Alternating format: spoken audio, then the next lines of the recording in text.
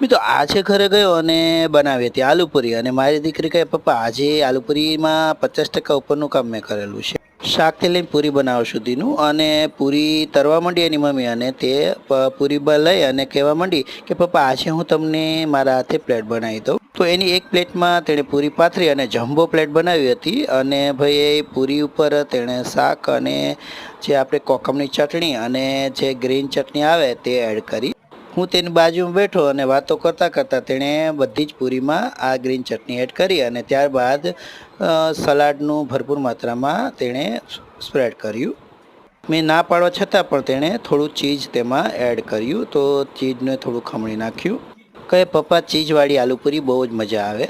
તો બજારમાં જે આલુપુરીની સેવ મળે તેમાં તેણે વેફર એડ કરી, કહ્યું કે પપ્પા ખૂબ મજા આવશે અને ત્યારબાદ ઉપર થોડો ચાટ મસાલો એડ કરી, ઉપર સોસ એડ કર્યો. તો તૈયાર છે આપણી આલુપુરી.